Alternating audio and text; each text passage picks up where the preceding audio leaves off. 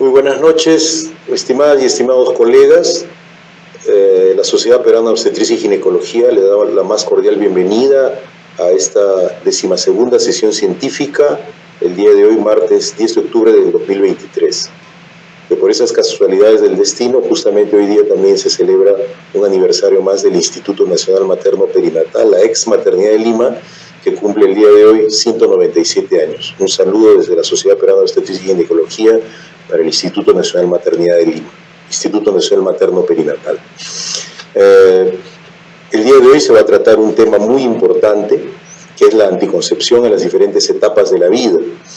Esta anticoncepción, como es de conocimiento de todos ustedes, es una de las estrategias principales que puede contribuir a mejorar la salud de las mujeres y desde ese punto de vista va a disminuir la mortalidad materna, que aún sigue siendo elevada. Con esto vamos a dar inicio entonces a la 12ª sesión anticoncepción en las diferentes etapas de la vida.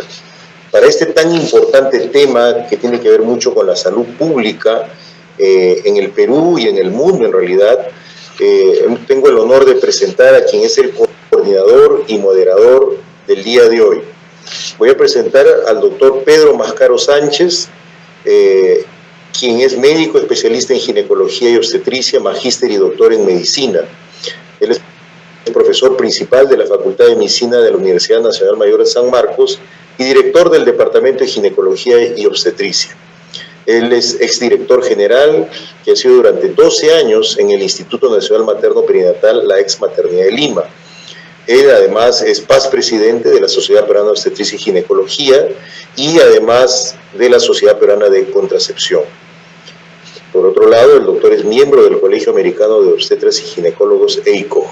Él es además autor de múltiples investigaciones en lo que es salud sexual y salud reproductiva, así como en ginecología y obstetricia. Entonces, para la moderación del presente simposio, voy a dejar en uso de la palabra al doctor Pedro Mascaro Sánchez, a quien le doy las buenas noches. Y adelante, doctor, bienvenido. Muy agradecido por la presentación, doctor Enrique Guevara. Y debo en primer término agradecer a todo el equipo directivo, al comité científico de POC por darme la oportunidad de organizar y dirigir este importante simposio. Para continuar con la sesión científica, yo tengo que decirles que para el día de hoy han sido invitados 3 prestigiosos colegas con amplia experiencia en el tema de anticoncepción, y no solamente que conocen los métodos anticonceptivos, sino el impacto que tiene la anticoncepción en la salud de las mujeres. Por esa razón han sido invitadas la doctora Nélida Pinto Arteaga, quien es una especialista en la anticoncepción en adolescencia. También se ha invitado a la doctora Maribel Dextre Altés, especialista en anticoncepción en perimenopausia, y el doctor Guillermo Atencio La Rosa, quien justamente nos hablará de anticoncepción en algunos casos especiales. Como dije inicialmente, la anticoncepción va a tener un impacto muy grande en la salud de las mujeres.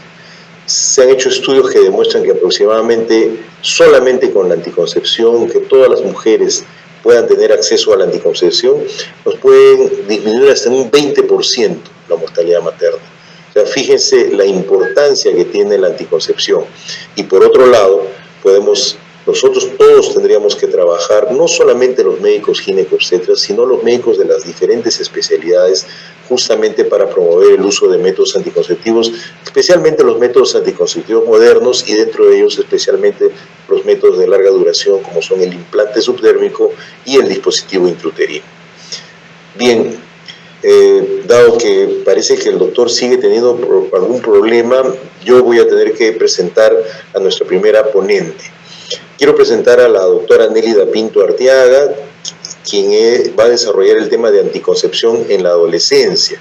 La doctora Nélida Pinto Arteaga es médico especialista en ginecología y obstetricia por la Universidad Nacional Mayor de San Marcos. Ella tiene una maestría en medicina con mención en salud reproductiva por la Universidad San Martín de Porres. Ella es paz presidente de la Sociedad de Obstetricia y Ginecología de la Infancia y de la Adolescencia del Perú. Es médico asistente en la actualidad del Servicio de Adolescencia del Instituto Nacional Materno Perinatal y a su vez también es docente de la Universidad San Martín de Porres.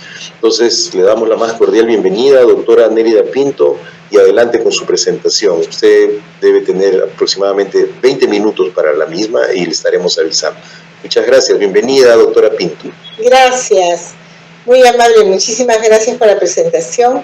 Muy buenas noches a todos y vamos a tratar de conversar en esos 20 minutos sobre el importante tema de la anticoncepción, pero en esta población que es una población que tiene muchos riesgos, muchas vulnerabilidades, especialmente en nuestro país.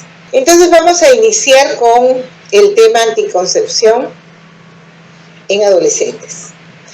El tema de la anticoncepción en la adolescencia presenta muchas particularidades, así como la población adolescente que tiene muchas diferentes características y perfiles en nuestro país y cuyo desarrollo de todo el largo de la edad de 10 a 19 años constituyen muchas veces riesgos de vivir en un país donde no se dan las oportunidades necesarias para que salgan airosos de muchas vulnerabilidades. La anticoncepción en la adolescencia también presenta estas particularidades. ¿Cuáles son? Hay controversia sobre la legalidad. ¿Hasta dónde se va la confidencialidad? Dicen algunos. No hay que darles métodos a los adolescentes, sino que hasta cuando sean adultos. ¿Cuándo se considera a alguien adulto, no? Elegibilidad médica, ¿cuál es? ¿Qué es lo mejor para un adolescente? Y es un tema de derechos. Entonces, en esas controversias y peculiaridades se desarrolla el tema de anticoncepción en la adolescencia. Es necesario enfatizar que la elección de un método anticonceptivo requiere de una cuidadosa consejería. No nos olvidemos nunca de eso. No hay una imposición de un método frente a un adolescente ni frente a una adulta, pero con el adolescente es más todavía porque es una persona que está en pleno desarrollo, no solo de su parte física, sino de su parte mental, ¿no? Y adaptándose a la sociedad en que vive. Entonces, la elección siempre tiene que ser precedida de una consejería, donde el adolescente pueda abrir su forma de ser, su corazón, las necesidades e inquietudes que tiene. Conocer las ventajas e inconvenientes y los criterios médicos de elegibilidad dados por la Organización Mundial de la Salud de los diferentes métodos es imprescindible. Por eso es que es muy importante todas estas capacitaciones, todas estas ponencias que se dan y enriquecen realmente este tema que es la anticoncepción. Siempre tenemos que estar a la vanguardia y saber todas las ventajas y efectos secundarios de los métodos para poder elegir el mejor. Ahora, frente a esto, ¿por qué es que no usan métodos los adolescentes?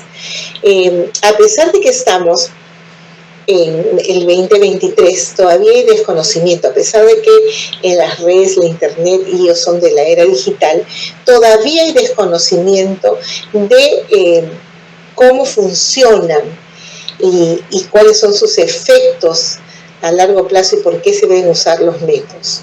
Tienen miedo a esos efectos, creen más en los mitos, parece increíble, pero a pesar de que pase el tiempo, tienen todavía los mitos de los adultos.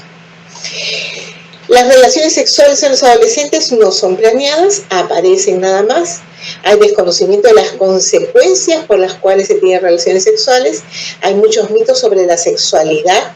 El acceso todavía es limitado a todos los métodos y la falta de servicios, pero de calidad, de servicios que den apertura a la atención del adolescente.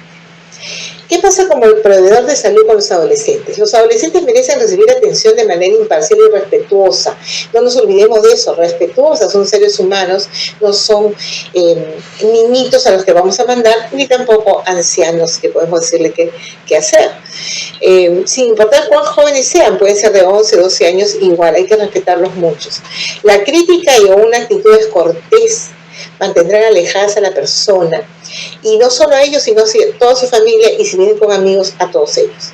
La confidencialidad y la privacidad es fundamental en el proveedor de salud que atiende a adolescentes.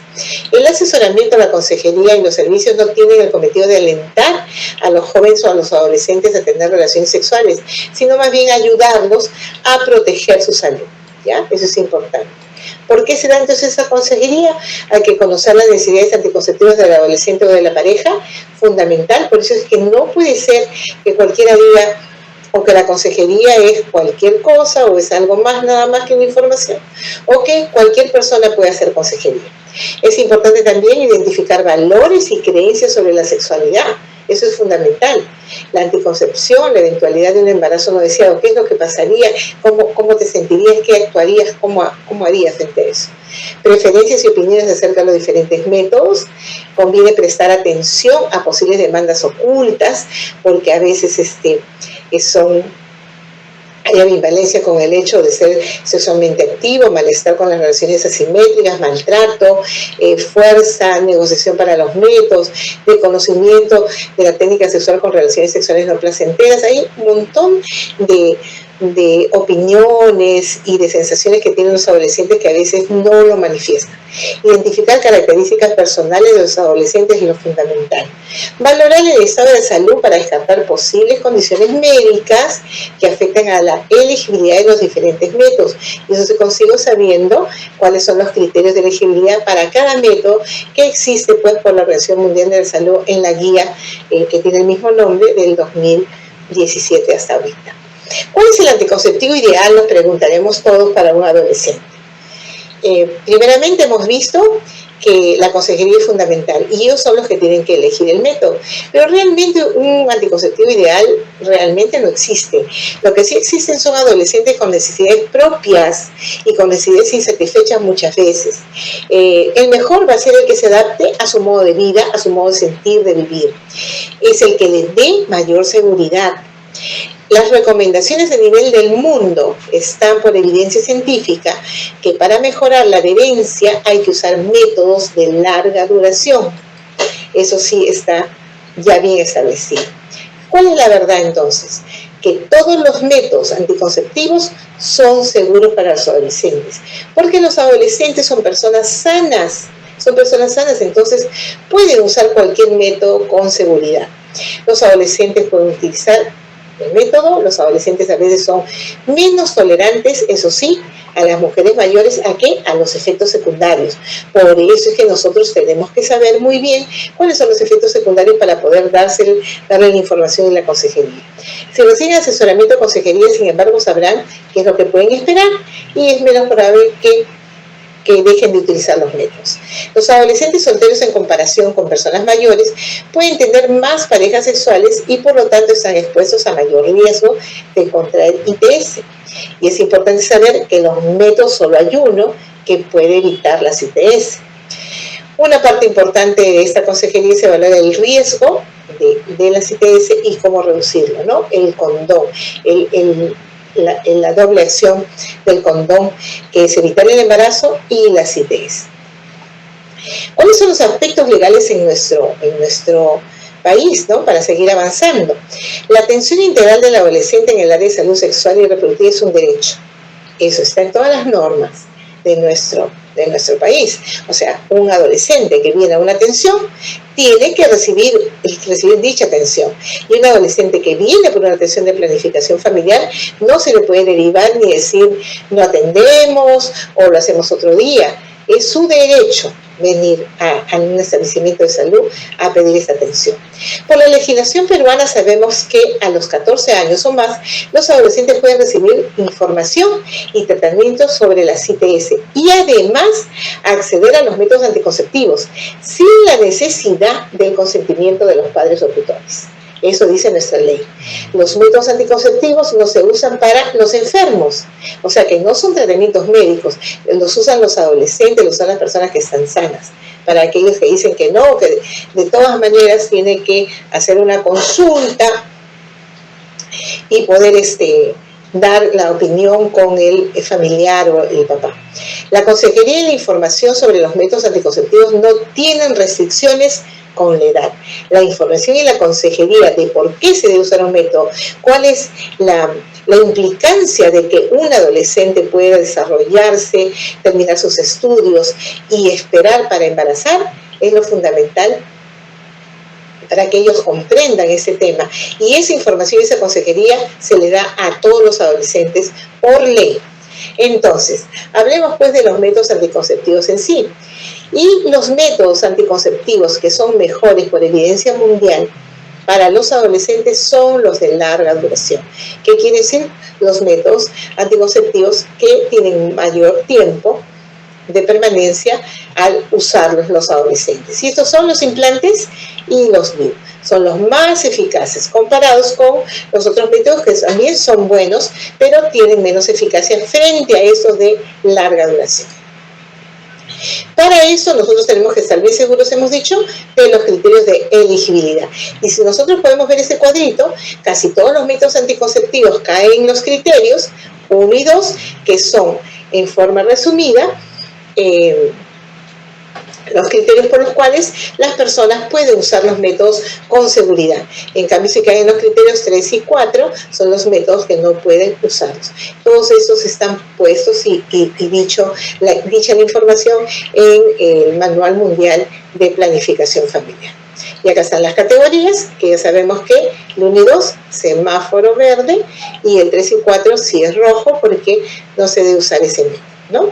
El condón hemos dicho que es el gran beneficio de que nos puede proteger contra el embarazo y contra la CTS. Eso es muy claro que hay que explicarle a los adolescentes. Y hay que explicarles que hay dos tipos de condones. Hay condones masculinos y condones femeninos, que nos dan la misma seguridad y la misma protección para la CTS y para el embarazo, ¿no? Después vienen las consideraciones especiales en el caso de las personas adolescentes y jóvenes que usan anticonceptivos hormonales, muy usados muchas veces por ellos, porque algunos pueden no ser vistos, ¿no? Y conservan esa privacidad para ellos, ¿no? Entonces están los inyectables, el anillo combinado, que puede ser utilizado sin que los demás lo sepan. A algunos jóvenes resulta particularmente a veces difíciles tomar pastillas porque tienen que estar viendo la hora y están que viene el celular u otras cosas y se olvidan, ¿no? Y los inyectables, que pueden ser mensuales o de 3 meses, y los implantes, que son muy discretos y son los que tienen mucha facilidad para que tengan 3 años de seguridad. Acuérdense que la anticoncepción oral de emergencia es solo de emergencias y está la PIP oral de emergencia o la anticoncepción oral de emergencia en el kit de violencia. En la combinada hay que saber que tiene efectos especiales para los adolescentes en cuanto a que disminuye el dolor de las reglas. La disminorrea importante es beneficiaria de los métodos anticonceptivos, problema de sangrado menstrual excesivo, y síndrome de ovario poliquístico, acné y hirsutismo.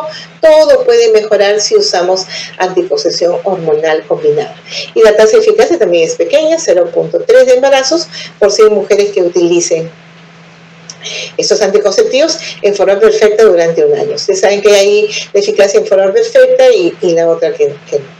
Entonces, eso nos da beneficios, la anticoncepción hormonal combinada, ¿no? Las pastillas, que a veces es difícil usarlas. En cuanto a las pastillas, es mejor para los adolescentes no usar en las dosis que tengan estrógeno muy bajo. Porque lo que queremos con los adolescentes es que mejore la dismenorrea, que controle el ciclo, más que nada, y eso no se consigue mucho con las pastillas de muy baja dosis de estrógenos. El anillo también es un método muy usado, pero que en nuestro país no lo es tanto. Los adolescentes de nuestra época, de esta época, que usan tampones, son las adolescentes que más pueden usar el método del anillo vaginal, que porque ese anillo tiene una hormona que es muy buena, un progestágeno que se llama etonogestrel, que es el mismo que está en el implante, y no tiene efectos colaterales severos. Al contrario, tiene muy pocos efectos colaterales el anillo. Solamente que existe esa restricción de ponérselo en la vagina a veces, ¿no? Con buena consejería y con ayuda del proveedor lo pueden hacer. La ampolla mensual también bien aceptada en los adolescentes que no tienen hijitos, a veces optan por usarlos más, ¿no? El parche anticonceptivo también es otra opción para poder usarlo. Los chicos a veces lo ven como novedoso y se lo quieren poner. Son métodos, por ejemplo, que no tenemos en el Ministerio de Salud. Ni el parche ni el anillo, pero sí todos los otros.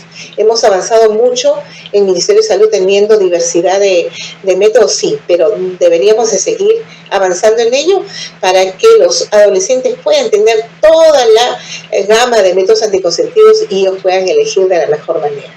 No nos olvidamos que la píldora oral de emergencia es solo para emergencias, pero también hay que sacar ese concepto de que si la usan muchas veces va a alterarse su ovario o va a quedarse infértil. Tampoco eso es verdad. A veces, no sé, si lo usamos como para que se asusten un poco, pero las evidencias científicas ya se sabe que no es que malore el ovario ni que la paciente vaya a tener una consecuencia severa porque use varias veces la píldora oral de emergencia. ¿Ya? La tenemos en el Ministerio de Salud. Hay que también saber que como anticoncepción de emergencia se usa el acetato de ulipristal y también el DIU de cobre.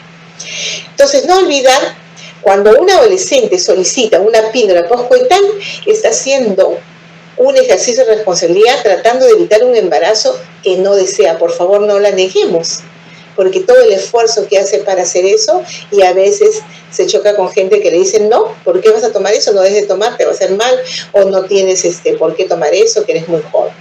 Necesita una atención respetuosa, que va mucho más allá de una mera prescripción. Conviene explorar con empatía y evitar cualquier actitud que sientan ellos que los estamos enjuiciando.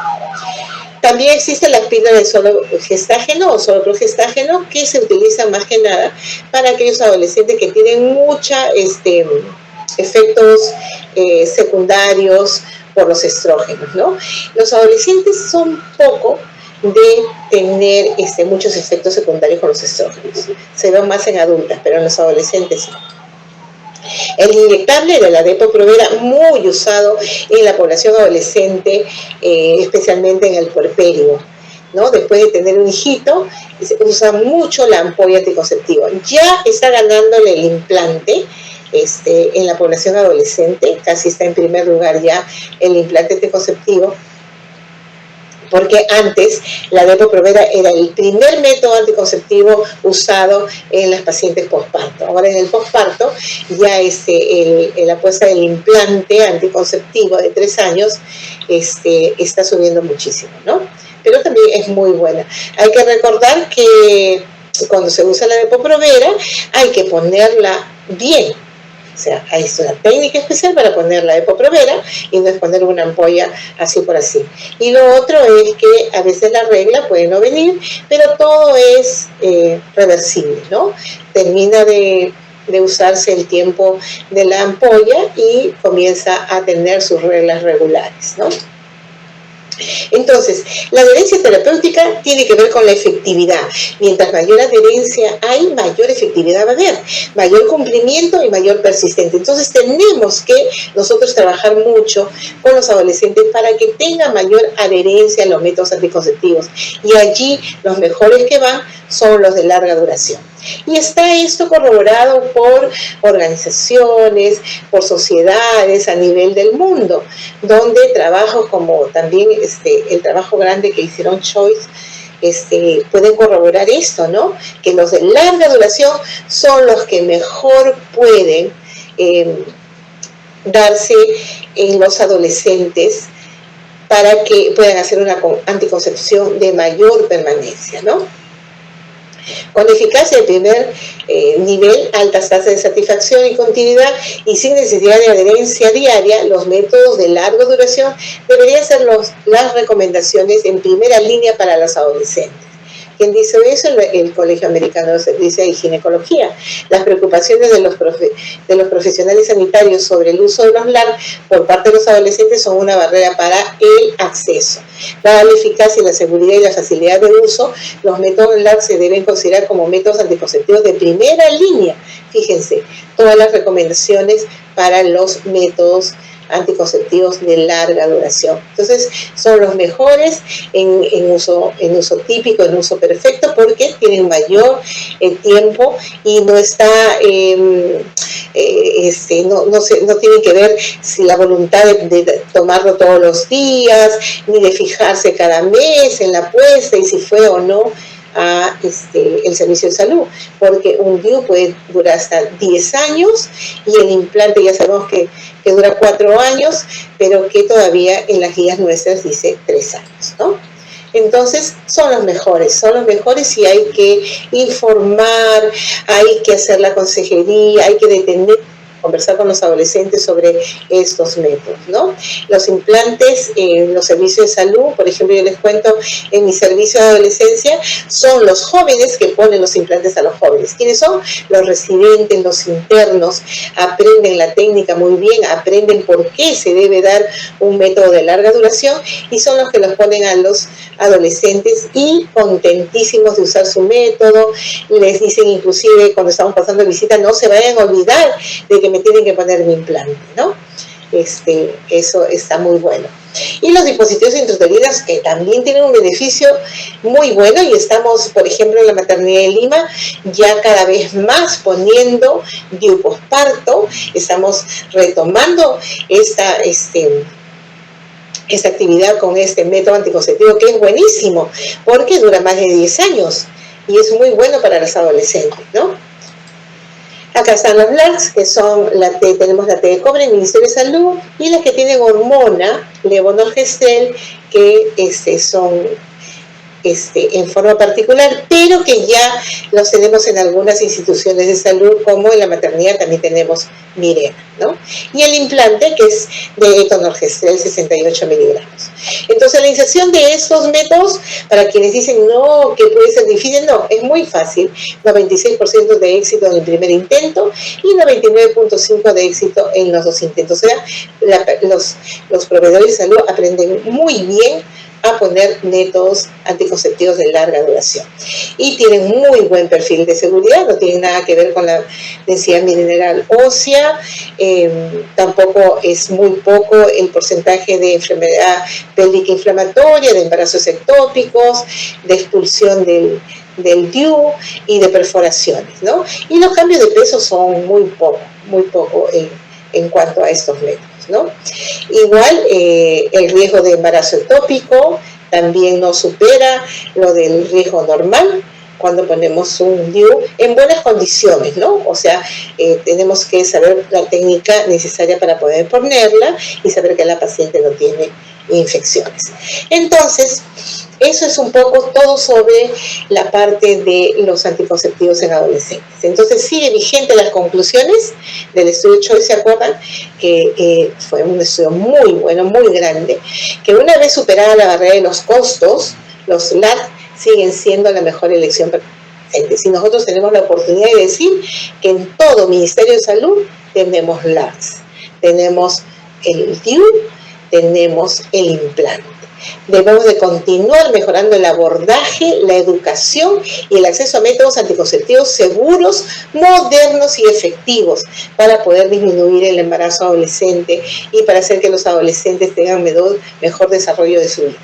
El acceso a los métodos anticonceptivos eficaces es un componente esencial de la salud sexual y salud reproductiva que garantiza los derechos, porque este es un tema de derechos. Hablar de anticoncepción es eso en los adolescentes. Y por último, todos los que hacemos planificación familiar, anticoncepción del adolescente, tenemos que seguir defendiendo los derechos de los adolescentes. Derecho a ejercer ¿qué? Su sexualidad sin temores, sin riesgos, con plena seguridad. Y ahí está la educación sexual integral. Tenemos que seguir apostando por la educación en sexualidad. Y acordemos que educar no es dar solo permiso, educar es proteger, y eso es lo que queremos con la educación sexual integral y con la aplicación de los métodos anticonceptivos en los adolescentes. Muchas gracias. Muy agradecido, doctora Pinto, por su excelente presentación. Gracias, doctor. Vamos a dejar las preguntas para la última parte y vamos a presentar ahora en la segunda ponencia a la doctora Maribel Destre Altés, quien abordará el tema anticoncepción en la perimenopausia. La doctora Maribel Destre es miembro titular de la Sociedad Peruana de Obstetricia y Ginecología, fellow del Colegio Americano de Obstetricia y Ginecología, ACOG, diplomado en endocrinología ginecológica de la Universidad Alcalá de España, es actualmente presidenta de la Sociedad Peruana de Climaterio, es miembro del Comité de Expertos de Salud Sexual y Reproductiva del Ministerio de Salud, miembro de la Comisión de Salud Sexual y Reproductiva del Colegio Médico del Perú. Vamos a dejar el uso de la palabra a la doctora Maribel Destre, quien tiene 25 minutos para su presentación. Bien, muchísimas gracias, doctor Mascaro, doctor Enrique Guevara, por la invitación. Y ahora pasamos de los adolescentes a las mujeres en la mediana edad. Sin antes no dejar de mencionar palabras muy importantes que dijo el doctor Guevara, que no solamente los ginecólogos debemos estar inmiscuidos en anticoncepción. A mí me encantaría, me llenaría el alma de gozo cuando un pediatra hable de anticoncepción a sus pacientes, o que un nefrólogo le hable de anticoncepción a una paciente monorrena o una paciente con alguna patología que contraindique un embarazo.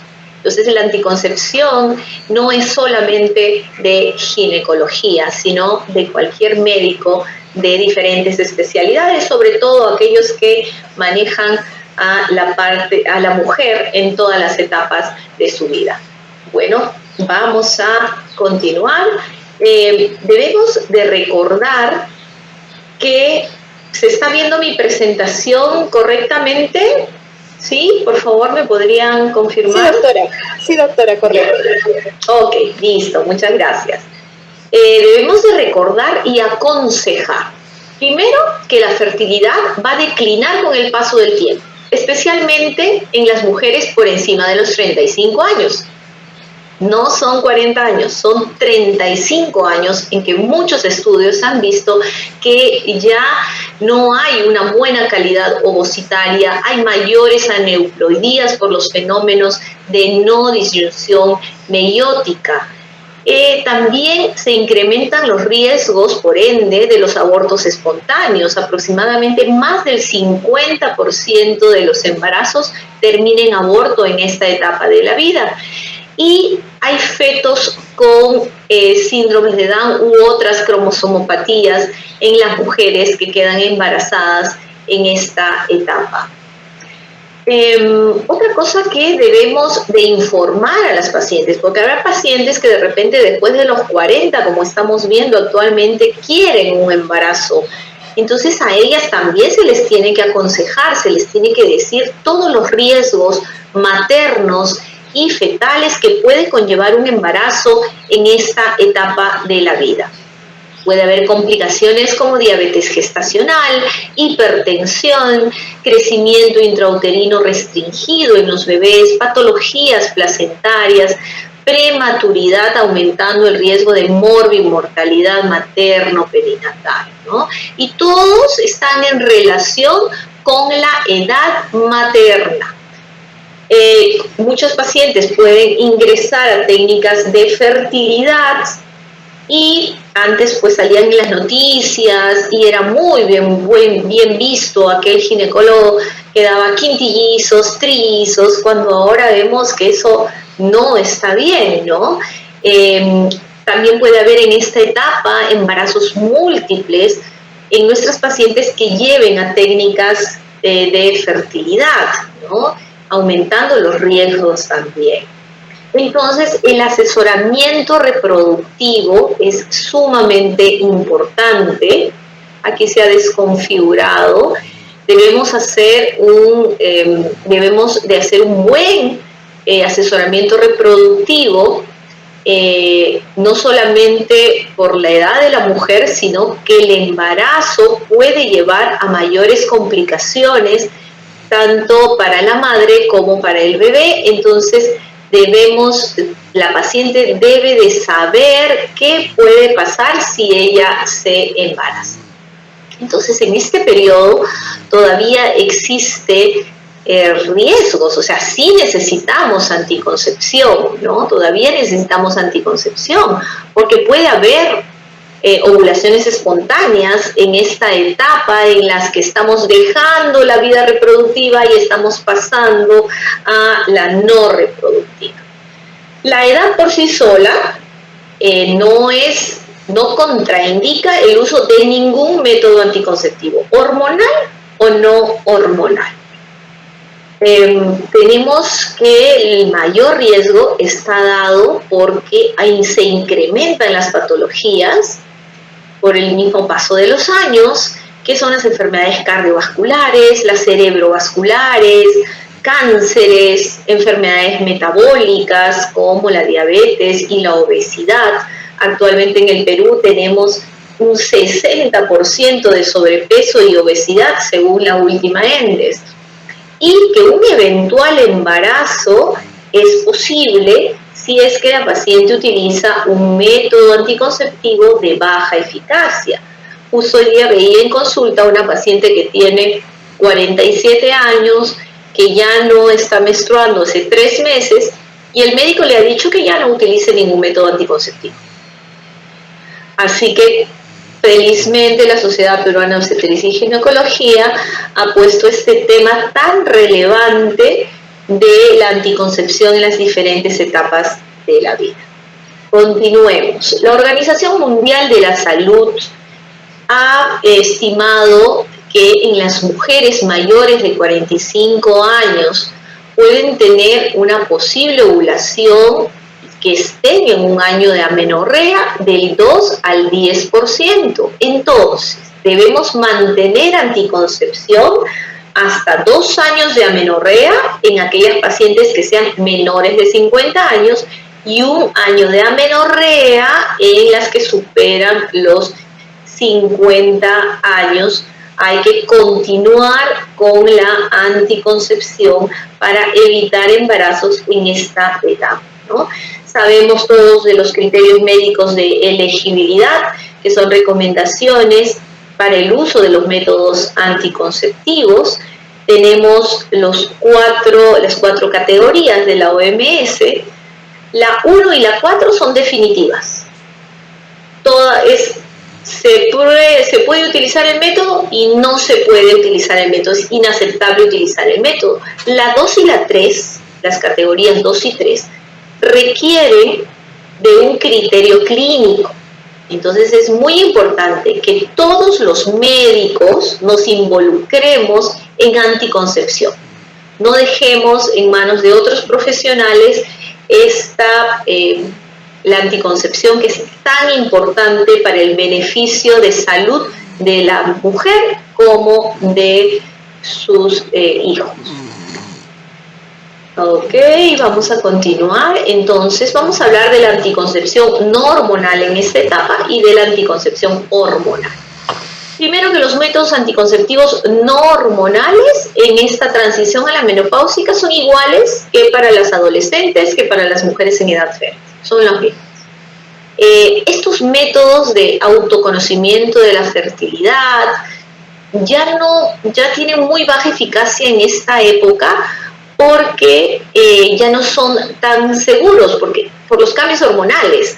Una mujer ya no se puede cuidar con el ritmo porque ya no tiene ritmo. Ya tiene menstruaciones muy irregulares, de repente cada 45 días o cada 2 meses o cada 3 meses. Entonces, aquella paciente no podemos decirle que se cuide con el ritmo como otras pacientes. El índice de PER es muy alto, es más de 10. Y cuando utilizan anticoncepción no hormonal, pueden no verse beneficiadas con los beneficios extracontraceptivos que nos da la parte hormonal, ¿no? Como es el alivio de la sintomatología vasomotora y el control todavía del ciclo. Hay pacientes que se sienten bien todavía viendo sangrado, se sienten jóvenes, se sienten con un estado de ánimo en la parte mental bien si todavía siguen viendo la menstruación. Entonces podemos recomendar cíclicos o de forma continua. La anticoncepción hormonal combinada. Recordemos que solamente por la edad aumenta el riesgo de tromboembolismo venoso, solamente por la edad. Y después de los 39 años se incrementa también por el uso de anticonceptivos orales combinados. Entonces tenemos una buena opción de poder utilizar solamente gestágenos en esta etapa. En quienes no se recomienda anticoncepción hormonal combinada, en las pacientes obesas, en aquellas que tienen un índice de masa superior a 35 kilogramos por metro cuadrado. Y otro problema es también utilizar anticonceptivos combinados en aquellas mujeres fumadoras. ¿Qué pasa en aquellas mujeres fumadoras? Que aumenta el riesgo cardiovascular. Hay altas concentraciones de fibrinógeno plasmático, intravascular, hay depósitos de fibrina y una mayor expresión del factor tisular de los monocitos, incrementando el riesgo de la paciente fumadora con los anticonceptivos orales o los anticonceptivos en general combinados. Aquí vamos a ver hecho este cuadrito para poder identificar si previenen embarazo no planificado o no, los diferentes métodos, si se minimiza o no las fluctuaciones hormonales de los diferentes métodos, si se proporciona beneficios en la salud. Vamos a ver en el otro lado las ligaduras, vasectomía, condón, dispositivo intrauterino y la hormonal. A ver, ¿previenen embarazos no planificados? Todos. Las ligaduras, vasectomía, condones, dispositivos, los de cobre, los medicados y los hormonales previenen embarazos no planificados. Minimizan las fluctuaciones hormonales, bueno, la ligadura no, la vasectomía tampoco, ni el dispositivo intrauterino de cobre, pero sí los anticonceptivos hormonales, ¿no? Proporcionan beneficios de salud adicional. La ligadura sí, ya está comprobado. Evitan cáncer de ovario, protegen a enfermedad inflamatoria pélvica. Debemos recordar que no solamente debemos hacer una ligadura, sino una salpingectomía, sacar toda la trompa para que la paciente tenga este beneficio de evitar en el futuro cánceres de ovario. La vasectomía no proporciona ningún beneficio para la salud adicional en la mujer, pero yo creo que sí, ¿no? Porque si el hombre ya está con la vasectomía, nos ayuda, nos apoya en anticoncepción, aparte que nuestro patrimonio económico va a estar protegido, no va a aparecer hijos fuera del matrimonio si la pareja ya tiene la vasectomía. Entonces yo creo que sí nos puede dar un beneficio de salud mental. Con respecto a los condones sí nos protegen, nos da un beneficio contra enfermedades de transmisión sexual, incluyendo el VIH. Los dispositivos intrauterinos. Toda mujer que tiene un dispositivo intrauterino acude más frecuentemente a sus controles. Entonces podemos detectar precozmente cáncer de cuello uterino. Y también hay una protección de cáncer de endometrio con los dispositivos intrauterinos de levonorgestrel. Causan atrofia endometrial, por lo cual la paciente no va a tener sangrado menstrual abundante, no va a tener anemia, va a mejorar si es que antes tenían dismenorreas y no va a haber enfermedad inflamatoria pélvica con el DIU de levonorgestrel. En la parte hormonal ya es muy conocido por todos, que protege contra cáncer de ovario, cáncer de endometrio. Hay una protección cuando se utiliza más allá de 5 años con respecto también a masa ósea.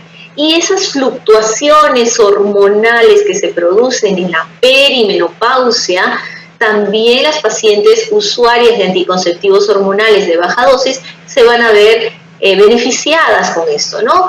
Va a controlar el ciclo, va a evitar dismenorreas y entre otros beneficios también para nuestra salud. La anticoncepción hormonal de solo gestágenos. Lo único que tiene de malo, digamos, esta anticoncepción es el spotting, ¿no? Es las alteraciones en el patrón de sangrado que pueden haber. Pero si nosotros le damos una buena consejería anticonceptiva, la paciente va a entender y no le va a molestar esto.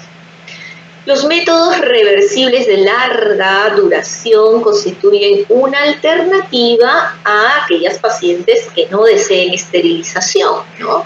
Entonces, como hablaba bien Nélida, los implantes subdérmicos, los dispositivos intrauterinos de solamente levonorgestrel, están dentro de esta anticoncepción hormonal de solo gestágenos.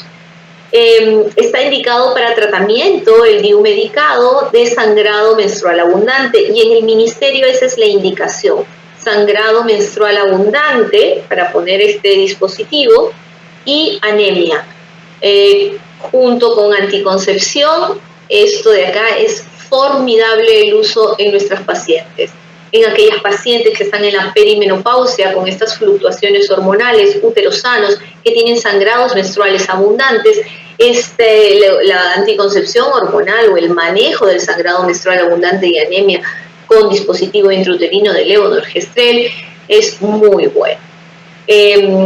Siempre hay que ver cuáles son las interacciones medicamentosas, qué medicamentos está utilizando nuestra paciente para poder hacer una mejor recomendación al respecto. Lo bueno de el utilizar, por ejemplo, estos métodos anticonceptivos de solo gestágenos es que los fármacos inductores enzimáticos no van a modificar la eficacia de los dispositivos de levonorgestrel ni el acetato de medroxiprogesterona de depósito, entonces podemos utilizarlos sin riesgo de fallas. Los anticonceptivos de emergencia, la anticoncepción de emergencia, ¿se puede utilizar o no se puede utilizar en esta etapa? Sí se puede utilizar y es como romper el cristalito cuando hay un incendio, es solamente de emergencia. No se puede utilizar un anticonceptivo, no es aconsejable utilizar un anticonceptivo de emergencia cada 2 o 3 días, ¿no? Para eso, si necesitan una mejor anticoncepción, utilizar un método diferente al de emergencia, solamente para eso, para emergencias. Es útil en esta etapa cuando uno descontinúa otros métodos anticonceptivos pensando que ya no eran necesarios, ¿no? Y no tiene contraindicaciones tampoco en esta etapa. Una mujer hipertensa puede utilizar un método anticonceptivo de larga duración. Estamos trayendo a la hipertensión en esta etapa porque la mujer, mientras más va avanzando, como hemos visto, en edad puede tener complicaciones cardiovasculares, ¿no? Y una de ellas es la presión arterial. Entonces, vemos aquí que las mujeres con presiones diastólicas de 160 con 100 o que tengan alguna enfermedad vascular pueden utilizar té de cobre, es según la categoría de la OMS 1, implantes o dispositivos intrauterinos de levonorgestrel son categoría 2, entonces sí lo podemos utilizar bajo supervisión, ¿no? ¿Cómo vamos a hacer el seguimiento de la anticoncepción hormonal en la perimenopausia, ¿no? No se recomienda controles periódicos específicos, no es que venga al mes o venga al mes y medio o venga a los 45 días. Se puede tener un contacto con la usuaria en los 3 o 6 meses desde que inician el tratamiento, sobre todo para mejorar la adherencia al mismo. Pero siempre explicándole a los pacientes cuáles son los signos de alarma que pueden tener para que acudan antes a la consulta. Solamente antes del uso de los métodos combinados o de gestágenos inyectables es recomendable medir la presión arterial y el índice de masa corporal. He visto que algunos colegas, antes de iniciar anticoncepción en cualquier etapa de la vida, le piden pruebas hepáticas, FSH, LH, prolactina, le piden ecografía, le piden todo. Y la paciente puede no regresar porque no tiene medios económicos para hacerse todo, o si tiene un seguro, estamos mal utilizando los recursos, porque según las guías internacionales no debemos tener ninguna prueba en específico previa a una anticoncepción. La anticoncepción viene la paciente para solicitarla y debe de salir con un método anticonceptivo. No debemos de poner trabas. Antes del uso de los métodos combinados, entonces, midamos presión arterial. Y recordemos que el índice de masa corporal también es importante para la eficacia del método anticonceptivo. Las usuarias del dispositivo intrauterino hay que realizarle, podemos recomendarles que vengan 3 a 6 semanas después de la inserción del dispositivo.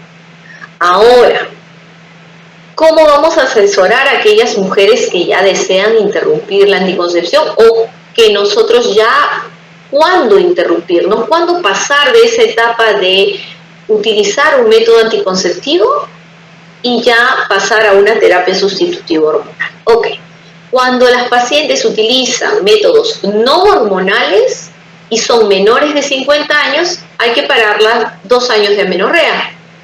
Si tiene más de 50 años, hay que parar cuando tenga 1 año completo de amenorrea. Los anticonceptivos combinados en menores de 50 años pueden continuarse hasta los 50 años. Cumple 50 años y podemos suspender en ese tiempo, y cuando sean mayor de 50 años, cambiar a métodos no hormonales que pueden utilizar solo gestágenos o individualizar cada caso, ¿no? Lo que se les recomienda es que utilicen de repente ya no un anticonceptivo combinado, sino que pasen a los de barrera. Cuando utilizamos medroxiprogesterona de depósito y son menores de 50 años nuestras pacientes, podemos continuar hasta que tengan los 50 años. Si son mayores de 50, paramos, cambiamos a un método no hormonal y paramos luego de 2 años de amenorrea. O podemos utilizar píldoras de solo progestinas, o podemos utilizar de repente un implante. La ventaja del dispositivo intrauterino de levonorgestrel, por el mecanismo de acción que tiene, va a seguir protegiendo el endometrio cuando nosotros pasemos a utilizar una terapia sustitutiva hormonal, que actualmente la mejor, la recomendada, es la transdérmica, ¿no? Entonces, vamos a tener una paciente que le pusimos en la perimenopausia un dispositivo intrauterino de levonorgestrel y nos va a continuar el efecto benéfico y el efecto de protección del endometrio cuando utilicemos terapia sustitutiva hormonal.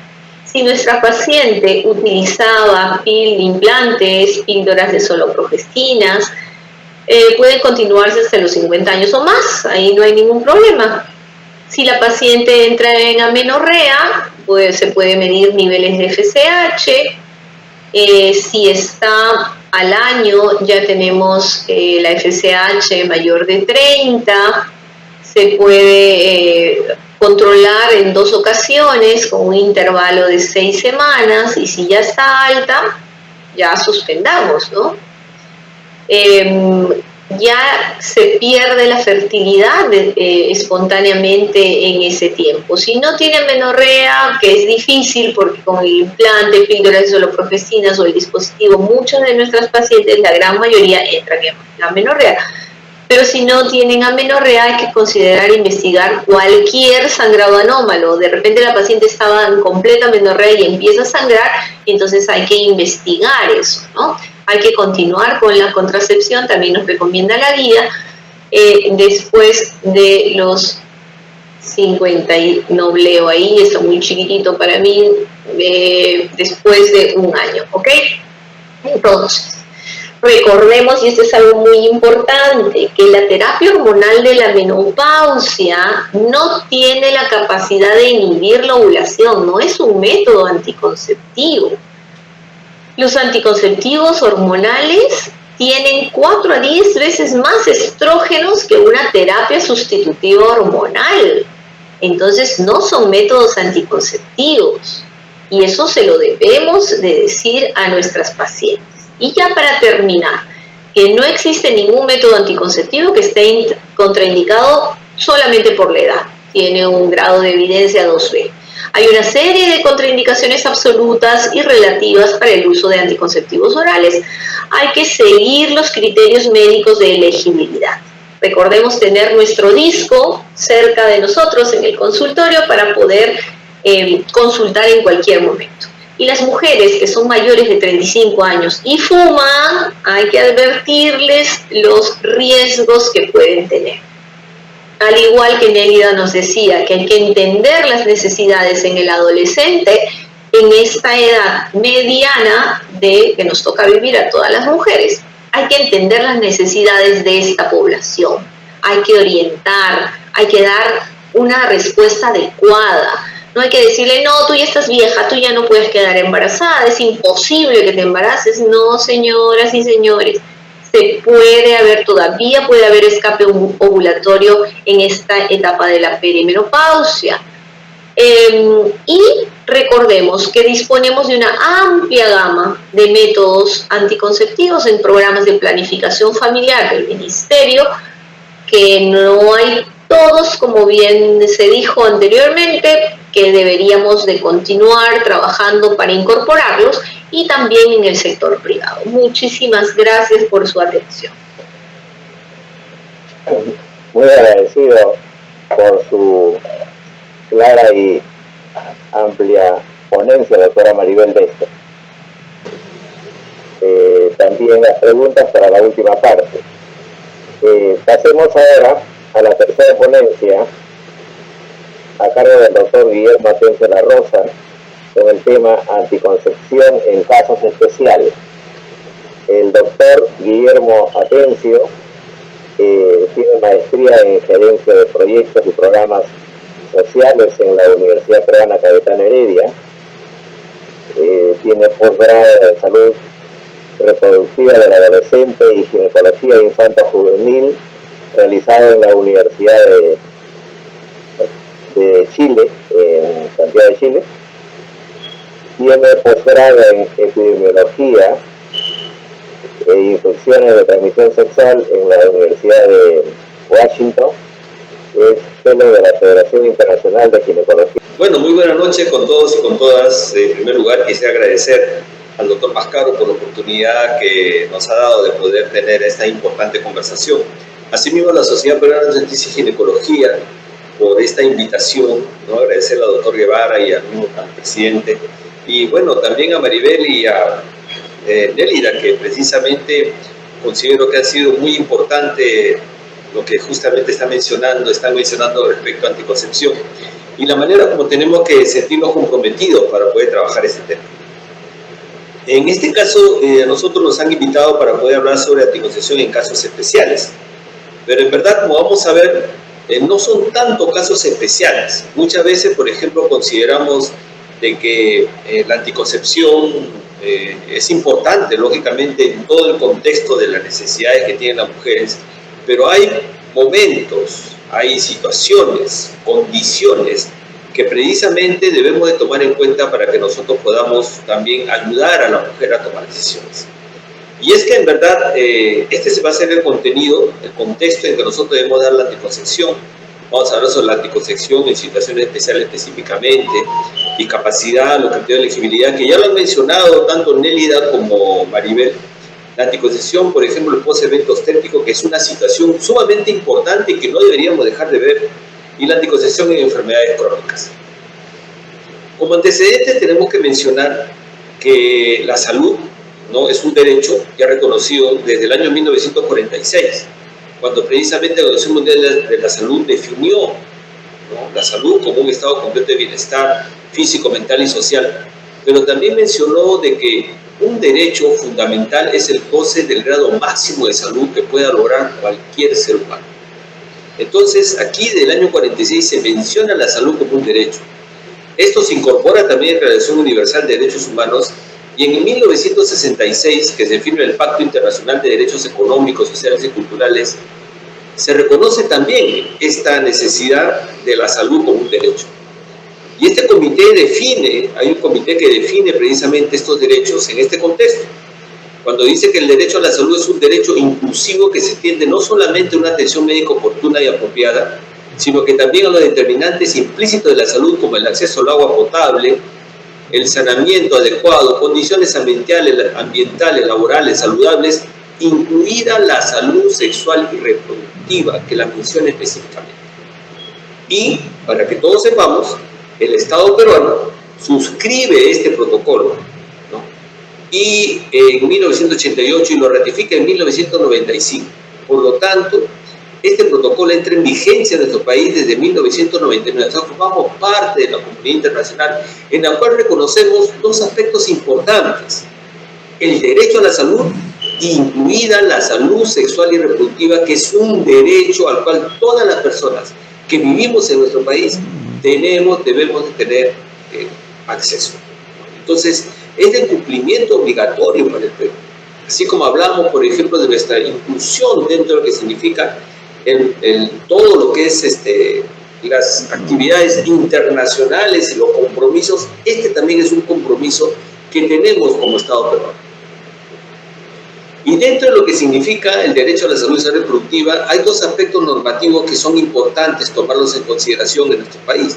Uno es el artículo 7 de la Constitución, que reconoce precisamente el derecho de las personas a la salud.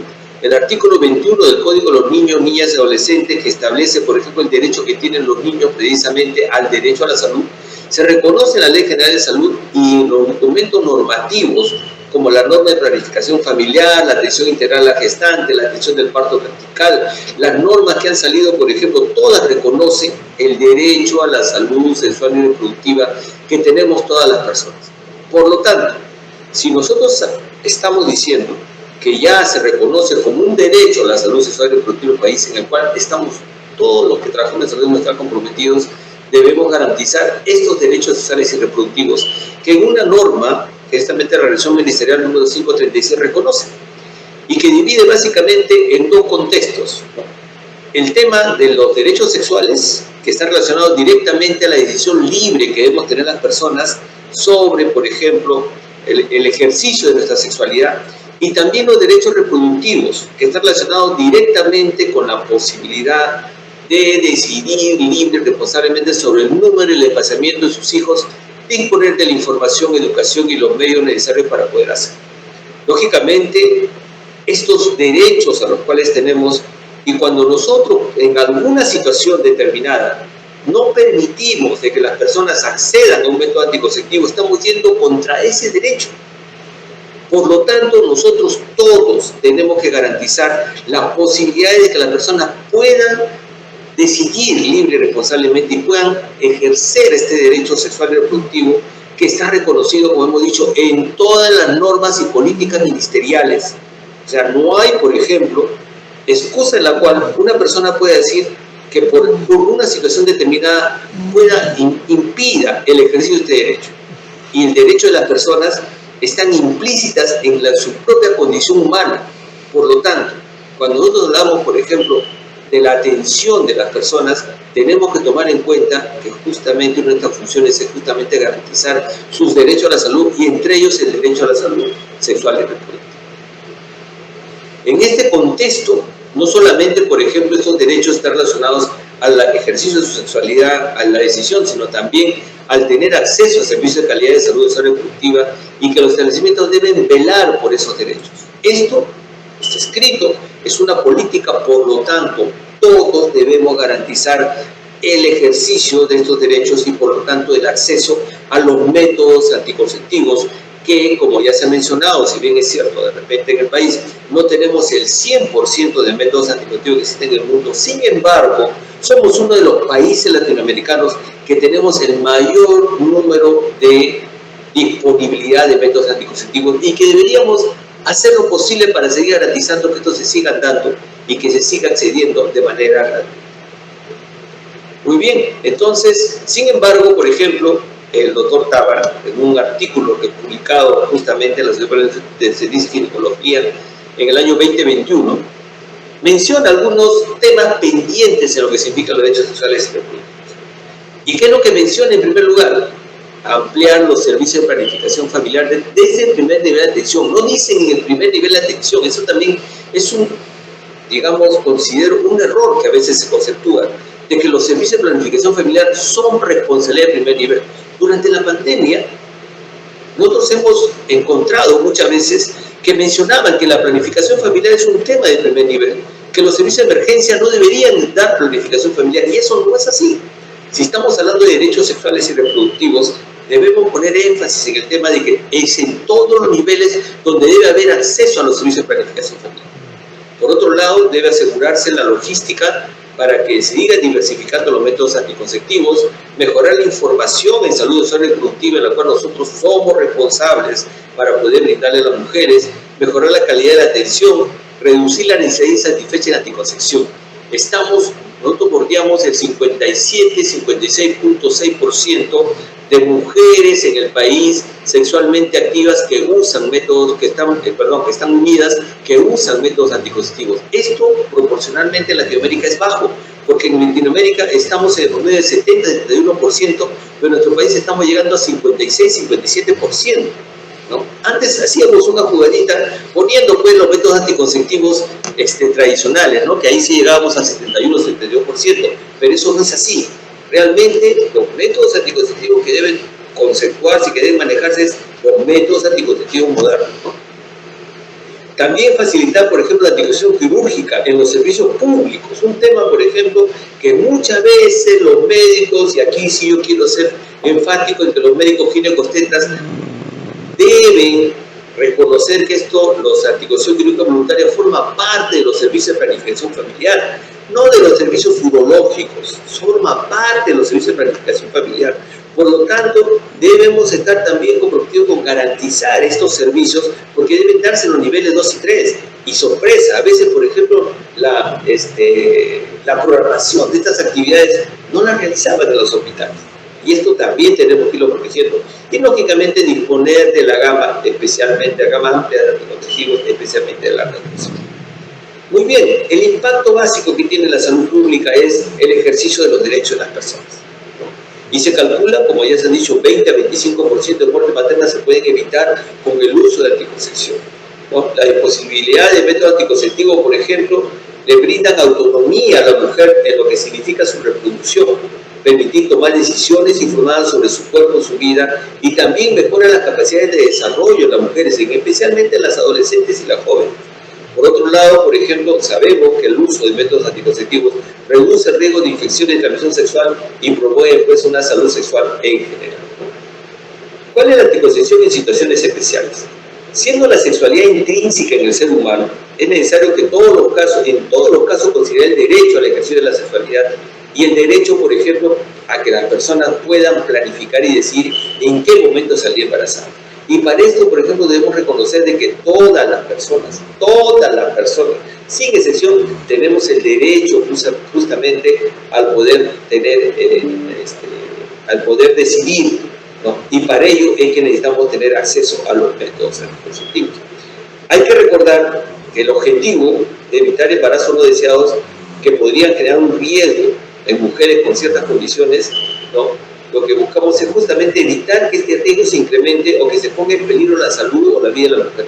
Como decía la doctora Maribel, y ahí estamos completamente de acuerdo, no solamente es un tema de ginecobstetra, no solamente es un tema de primer nivel, es un tema de todos los médicos, porque justamente es responsable de que también la mujer no salga embarazada esa mujer que precisamente tiene un lupus eritematoso sistémico o, por ejemplo, tiene una nefropatía diabética. La discapacidad de anticoncepción es una situación especial, por ejemplo. Muchas veces no se reconoce el ejercicio de la sexualidad en la discapacidad, y eso no es así, ¿no? Aquí, por ejemplo, debemos tomar en cuenta que la discapacidad debe tener dos aspectos fundamentales. Se reconoce como una condición física, ¿no?, que afecta a una persona plena y equitativa en la sociedad, y que es importante entender que la discapacidad no es una limitación, sino una forma diversa y válida de ser y funcionar en el mundo. Por lo tanto, no podemos excluir el ejercicio de la sexualidad en las condiciones de discapacidad. Y por ello es que necesitan anticoncepción. ¿Para qué? Para que tengan autonomía reproductiva, para que puedan planificar su familia, para que la anticoncepción permita que las personas puedan tomar decisiones informadas sobre su salud sexual y prevenir especialmente embarazos no esperados. ¿no? Estos derechos sexuales y reproductivos de las personas con discapacidad deben incluir el acceso a la información, el consentimiento informado y decisiones libres sobre su salud sexual, y también el acceso a la educación sexual y la capacitación en habilidades de vida para una sexualidad y el ejercicio de su sexualidad segura y placentera para la persona con discapacidad. Incluye, lógicamente, el uso de métodos anticonceptivos, ¿no? A veces hay mitos en relación al tema de la discapacidad, como por ejemplo que la anticoncepción puede ser ineficaz en personas con discapacidad. Eso no es así. La eficacia de los métodos anticonceptivos no está relacionada con la discapacidad, sino con el uso adecuado. ¿Y esto de qué depende? Depende de las consejerías. ¿La anticoncepción es una responsabilidad exclusiva del cuidador? No. Todas las personas tienen el derecho y la responsabilidad de participar en las decisiones. A veces se considera que ciertas personas que tienen, por ejemplo, cierta discapacidad mental podrían, ¿no?, por ejemplo, ser responsables de decidir, y eso no es así. Se sabe que ya, si el Estado reconoce las posibilidades de que las personas puedan tener este nivel, por ejemplo, de decisión. Asimismo, la anticoncepción, por ejemplo, que puede afectar la fertilidad de personas con discapacidad, tampoco no es así, ¿no? La mayoría de métodos anticonceptivos no afectan la fertilidad y pueden ser usados de manera segura para personas de discapacidad, y que la anticoncepción, por ejemplo, es un asunto tabú en personas con discapacidad, tampoco es así. Entonces, las personas, por ejemplo, con discapacidad también deben tener el acceso, por ejemplo, a estos servicios para garantizar su autonomía, ¿no? Y aquí sí, por ejemplo, es algo que deberíamos considerar, puesto que deberíamos ver a métodos anticonceptivos que también deban incluir la posibilidad de que las personas, por ejemplo, puedan acceder, ¿no?, a leer y a reconocer, por ejemplo, los métodos anticonceptivos a través del sistema Braille, etcétera, o incluso, por ejemplo, nosotros sabemos que muchas veces letras en los medicamentos son tan chiquitos que muchos de nosotros a veces ya no podemos verlo. Y eso es, por ejemplo, es atentar contra la posibilidad de que las personas puedan, ¿no?, acceder e informarse. Entonces, definitivamente en el concepto de la discapacidad de anticoncepción va a mejorar la calidad de vida, va a mejorar el empoderamiento de las personas, ¿no?, y va a mejorar la autonomía y la toma de decisiones en el tema, por ejemplo, de la anticoncepción. ¿Qué métodos anticonceptivos podemos usar? Podemos usar toda la gama de métodos anticonceptivos e incluye, por ejemplo, evaluar a los discapacitados dentro de su contexto, más allá de su discapacidad, para poder, por ejemplo, considerar la anticoncepción. Los criterios de elegibilidad, ya lo han mencionado tanto Nélida como Maribel, ¿no?, son 4 categorías, categorías 1, 2, 3 y 4, que justamente vamos también a mencionar. Por ejemplo, vamos a hablar de la anticoncepción post-evento obstétrico.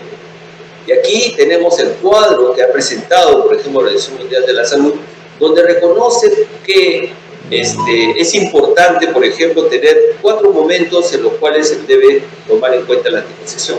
Durante la lactancia, durante el posparto, no, cuando la mujer no está amamantando en el posparto, en el posparto, por ejemplo, amamantando no, que incluye la cesárea, y en el posaborto.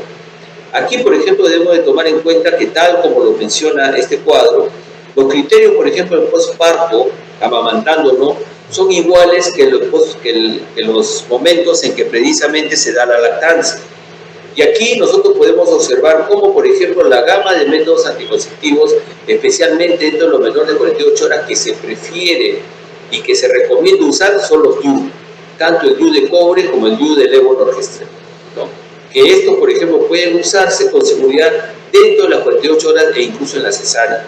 Pero después de las 48 horas, durante el siguiente mes, se recomienda que no se use en categoría 3, básicamente porque requiere un control más estricto por la posibilidad de expulsión. Mientras que después de las 4 semanas, ¿no?, se puede utilizar con toda seguridad.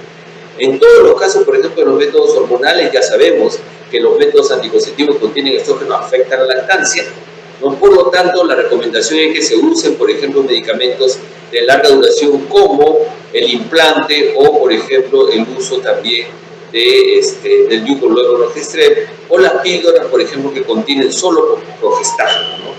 La recomendación del uso, por ejemplo, de medrosa y progesterona durante la lactancia, durante el postparto, es recomendable cuando no se tiene acceso, no se puede garantizar que las personas puedan acceder a otro método anticonceptivo o hay una decisión de las personas, ¿no? En el caso del posaborto, podemos ver de que casi todos los métodos anticonceptivos están en categoría 1, ¿no? Y los DIU, sí, por ejemplo, se toman en consideración que están en categoría 2 cuando el aborto ha sido, por ejemplo, en el segundo trimestre, y en el caso, por ejemplo, de que la persona ha tenido un aborto séptico, está en categoría 4, ¿no? Los DIU. También en categoría 4 se encuentran, por ejemplo, los DIU cuando la mujer ha tenido un cuadro de sexo infertilidad. El otro aspecto, por ejemplo, que debemos tomar en cuenta es cuando las mujeres pueden tener trastornos venosos superficiales. En el caso, por ejemplo, de que las mujeres presenten varices, ¿no? O, miren, todos los métodos anticonceptivos están dentro de lo que significa categoría 1, incluso los anticonceptivos, por ejemplo, con oral combinado, ¿no? Y en caso de trombosis venosa superficial, está en categoría 2, los anticoncepción combinada oral y la anticoncepción combinada inyectable.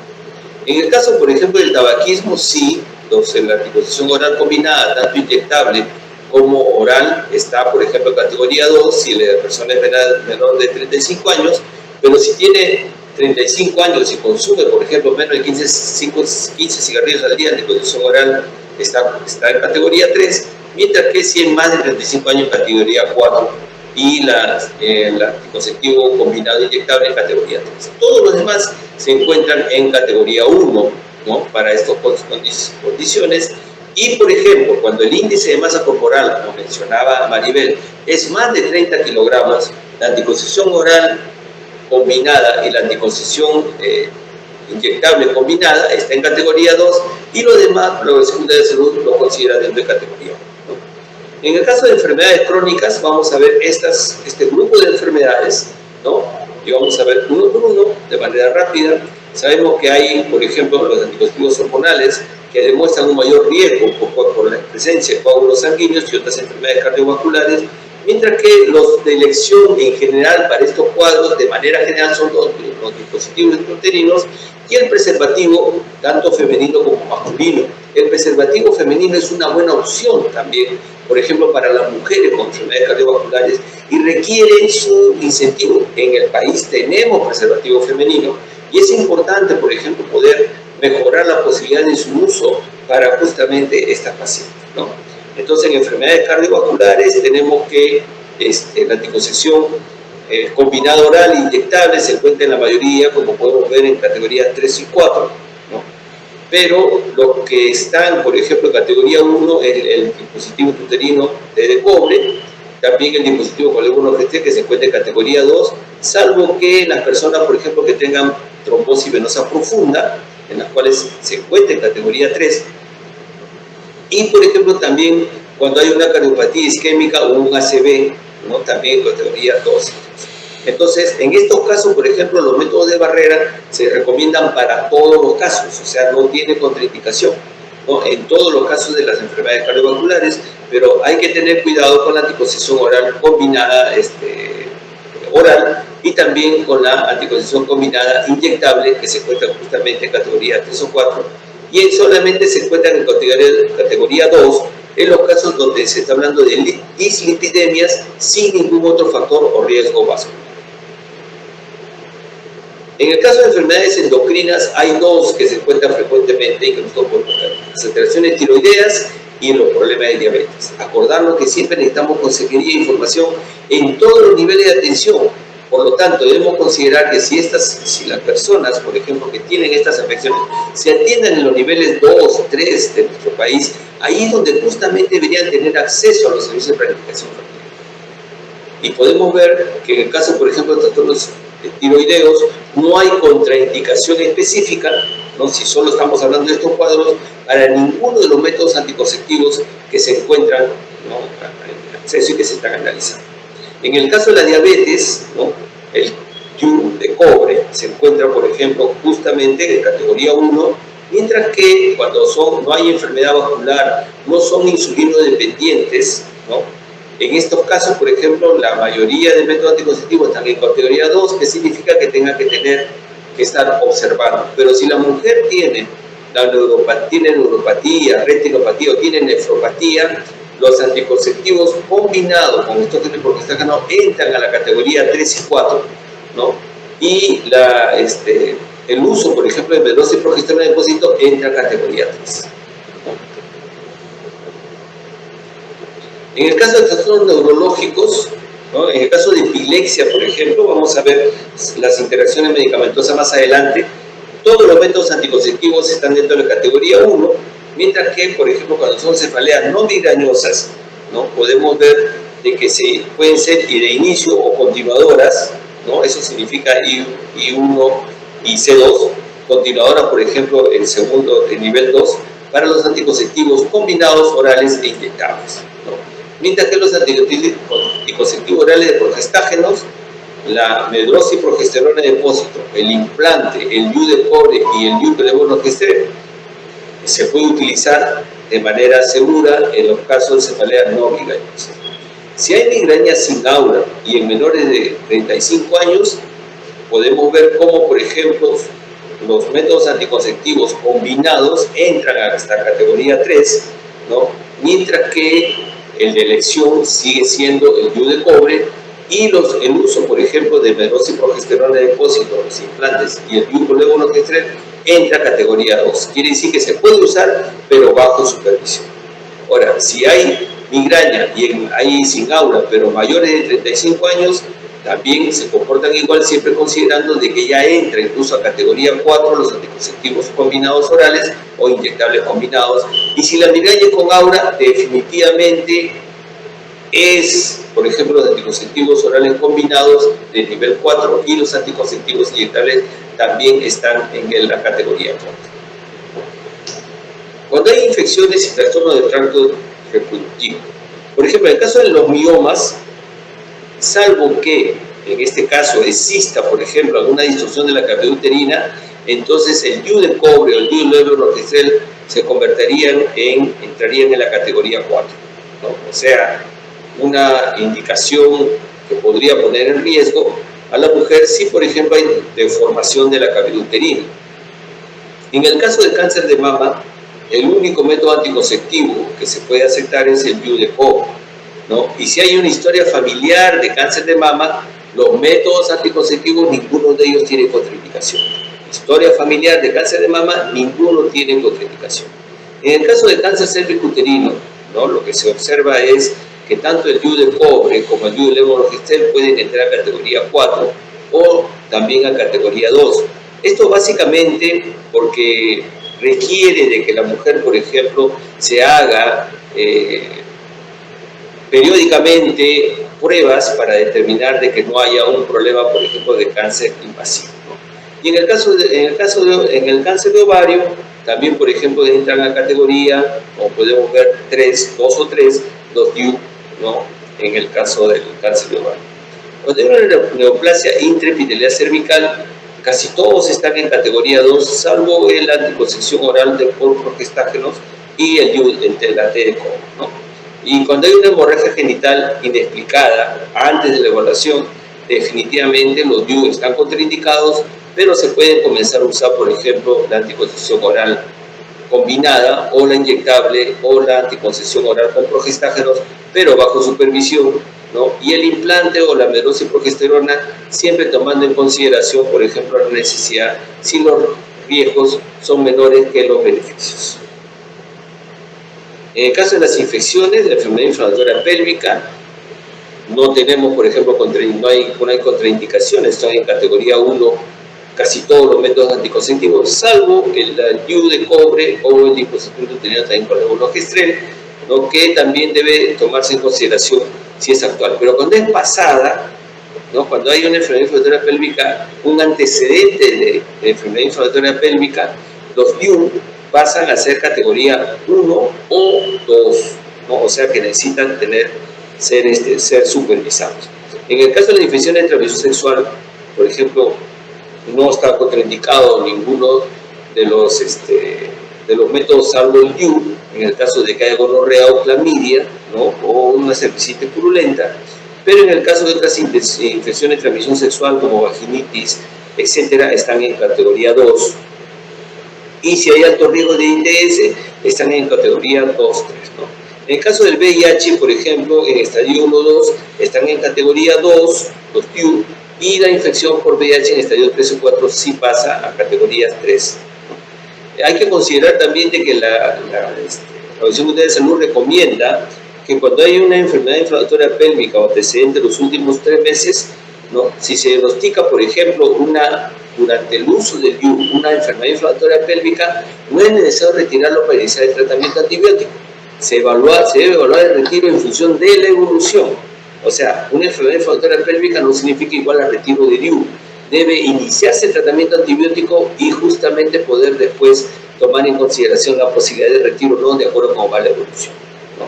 Si una mujer, por ejemplo, no ha tenido embarazo después del episodio de una enfermedad inflamatoria pélvica, los DIU entran a categoría 2. Y también hay que evaluar los casos particulares como las prácticas sexuales de las personas, así como la prevalencia, por ejemplo, de las infecciones de transmisión sexual en nuestro nivel para ver los riesgos que podrían tener de la infección de transmisión sexual. En cuanto a enfermedades del hígado, ¿no? También hay que tomar en cuenta de que muchas de las hormonas son metabolizadas a nivel hepático, pero cuando hay una hiperplasia nodular focal, los métodos anticonceptivos casi todos están en 2, solamente, por ejemplo, el DIU de cobre está en categoría 1 en todas las condiciones como podemos ver en el cuadro. Cuando hay un adenoma hepatocelular, sí, la anticoncepción oral combinada oral está en categoría 4 y la inyectable en 3, ¿no? Podemos ver cómo también son en 3 la gran mayoría de los métodos anticonceptivos. Si el tumor hepático es maligno, definitivamente está contraindicado el uso de anticoncepción oral combinada, y la anticoncepción combinada inyectable también está en categoría 3 o 4, ¿no? En el caso de la cirrosis, por ejemplo, podemos ver ahí, si es grave, no está descompensada, la anticoncepción oral la anticoncepción oral combinada también está en categoría 4, y en todos los casos, por ejemplo, el uso de progestágenos está en categoría 3. Y en la antecedente de colestasis, por ejemplo, cuando se ha diagnosticado una colestasis que ha estado relacionada con el embarazo, los métodos anticonceptivos, salvo el anticonceptivo combinado, sea oral o inyectable, está en categoría 2, y todos los demás métodos son categoría 1. Mientras que si está la colestasis relacionada a los anticonceptivos orales, entonces la anticoncepción combinada oral está en categoría 3 y todos los demás métodos hormonales en 2, y el DIU de cobre, que no es un método hormonal, está en categoría 1. En cuanto a las interacciones farmacológicas, ¿no? Algo muy importante, los antibióticos no tienen ninguna contraindicación con los métodos anticonceptivos, ¿no? Los antibióticos. Lo que sí se ha observado es que, por ejemplo, cuando se está consumiendo rifampicina, como en el caso de la tuberculosis, o el uso, por ejemplo, de este medicamento para otras condiciones, la anticoncepción oral combinada está en categoría 3 y inyectable en 2. ¿No? Y también la anticoncepción oral, por ejemplo, con progestágeno está en categoría 3. En el caso, por ejemplo, de la fenitoína, carbamazepina, barbitúricos, que son anticonvulsivantes, podemos observar, por ejemplo, que la anticoncepción oral combinada está en categoría 3, ¿no? Y la anticoncepción, por ejemplo, inyectable está en categoría 2. La anticoncepción oral con progestágenos también está en categoría 3. Entonces, los métodos anticonceptivos, por ejemplo, para estos casos, para evitar las interacciones medicamentosas cuando se están tomando este tipo de medicamentos, la de elección es el uso inyectable de la levoprogesterona, el implante, el AT de cobre o el DIU con levoprogesterona, ¿no? Entonces, el DIU con levoprogesterona no solamente tiene ya, y debemos ampliar las indicaciones que ya lo tenemos en el acceso, por ejemplo, en los servicios públicos, a situaciones, por ejemplo, de hemorragia, sino también a situaciones en las cuales queremos evitar, por ejemplo, las interacciones medicamentosas.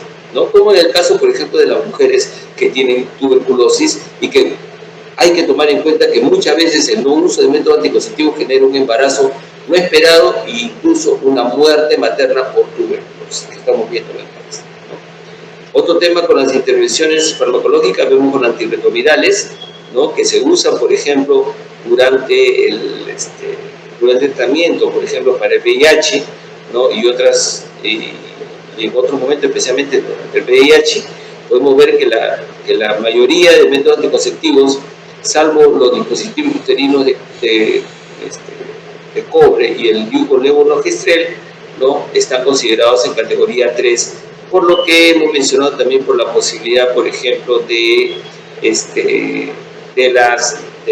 la presencia de infecciones no controladas. Y en cuanto a la enfermedad autoinmune, vamos a poder ver cómo, por ejemplo, tenemos dos enfermedades, el lupus eritematoso sistémico y la artritis reumatoide. En el caso del lupus eritematoso sistémico, podemos observar, por ejemplo, que el método anticonceptivo de elección, ¿no? Puede ser el dispositivo uterino de cobre. Y cuando están en tratamiento inmunosupresivo o se desconoce, por ejemplo, la situación, no tiene una trombocitopenia severa, ni tampoco tiene anticuerpos fosfolípidos positivos, ¿no? Pueden utilizar en categoría 2 la mayoría de métodos anticonceptivos. Pero cuando los anticuerpos son positivos, la anticoncepción oral combinada y la anticoncepción inyectable combinada están en categoría 4, ¿no? Y también, por ejemplo, los métodos anticonceptivos hormonales que se encuentran en categoría 3. Para el caso de la artritis reumatoidea, por último, podemos nosotros observar que la gran mayoría de métodos anticonceptivos se encuentran en categoría 2, que significa que tengan que estar observados regularmente, ¿no? Pero en el caso, por ejemplo, de la artritis reumatoidea, un método a elección que está en categoría 1 es, por ejemplo, la anticoncepción oral con progestágenos, el implante subdérmico y también, por ejemplo, en el caso del DIU de cobre o el DIU con levonorgestrel, ¿no? La anticoncepción, por ejemplo, con medrosa y progesterona inyectable de depósito, cuando está en tratamiento inmunosupresivo, está en categoría 2 o 3, ¿no? Entonces, aquí debemos de tomar en consideración, entonces, miren cómo tenemos nosotros la gran posibilidad de poder utilizar de manera, con esos criterios de elegibilidad, los métodos anticonceptivos de manera, por ejemplo, coordinada con el paciente, con la consejería correspondiente, de tal manera que, por ejemplo, las mujeres que presentan estas situaciones o estas condiciones tengan la seguridad de no tener un embarazo no esperado, ¿no? Muy bien, todos tenemos derecho a placer y al disfrute de la sexualidad.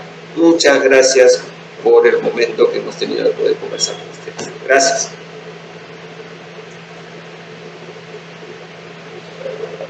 Muy agradecido, doctor Guillermo Atencio, por su excelente presentación y una revisión amplísima, como son las diferentes enfermedades que podrían presentarse. La edad todavía reproductiva y con discapacidades o limitaciones que tienen nuestros pacientes. Tenemos algunas preguntas que se han enviado al chat y vamos a, en aras al poco tiempo que tenemos, a tratar de repartir los tres ponentes las preguntas que nos han hecho. En primer lugar, para la doctora Nelida Pinto, las preguntitas vamos a escoger de las que nos han hecho. La primera: ¿los anticonceptivos de depósito se pueden usar en las adolescentes? Y la segunda: en una adolescente con dismenorrea primaria, donde sospechamos de endometriosis, ¿qué anticonceptivo oral recomienda? Ya, muy bien, muchas gracias, doctor Mascaro. Los anticonceptivos de depósito tipo Depo-Provera o los implantes que son de larga duración, por supuesto que se pueden usar en las adolescentes. Antes Se hablaba mucho de la Depo-Provera, de que no se podía poner en ellas porque en los adolescentes tenía que ver con la cantidad de calcio en los huesos, ¿no? Que podía apresurar de repente una osteoporosis o cosas así. Entonces eso se ha visto que por si se da eso es a largo plazo, el beneficio del anticonceptivo con la Depo-Provera puesto en la época de adolescencia y tener una adolescente sin un embarazo no deseado o teniendo ya un hijo y que pueda ella espaciar ese tiempo y poder lograr tener el segundo hijo, pero saliendo de la adolescencia, es lo fundamental. Y lo otro que ya por los diferentes trabajos de investigación se sabe que los efectos sobre el hueso, si se da, es reversible. Quiere decir que cuando ya no usa el método anticonceptivo, que es la Depo-Provera, no pasa nada y vuelve el metabolismo óseo a estar igual. Entonces no hay que tomar eso como una definición de que no se puede usar Depo-Provera en las adolescentes, ¿no? Porque producen otros daños, por ejemplo, daños hepáticos o daños renales con la Depo-Provera, ¿no? Ya se ha estudiado mucho, la Depo-Provera tiene mucho tiempo de estudio y todo lo que puede darse como efecto secundario revierte a la manera que ya no se use el método y de ninguna manera es contraindicado en la adolescencia, por más pequeña que sea la paciente, no está contraindicado. Y sobre la otra que me preguntaba, doctor, era en una adolescente con dismenorrea primaria, donde sospechamos de endometriosis, ¿qué anticonceptivo oral recomienda? Para la endometriosis, las combinaciones de anticonceptivos orales sí están recomendadas porque son a dosis bajas. Ahora, hay combinaciones de progestágenos que van mejor que otros en cuanto a esta enfermedad que es la endometriosis, ¿no? El Dinogest es uno de ellos, ¿no? Mientras tenga mejor estrógeno en forma natural y un progestágeno tipo Dinogest que nos pueda mejorar el dolor y ciclar a la paciente en cuanto que no tenga tanto sangrado, va a cumplir con el tratamiento. Ahora, claro está que se puede usar solo progestágenos también en pacientes que tienen endometriosis, o sea, podríamos usar sin estrógeno. Y también tenemos varias combinaciones en el mercado que se pueden usar, ¿no? Gracias, doctora Nelly. Para la doctora Maribel Destre, la primera pregunta.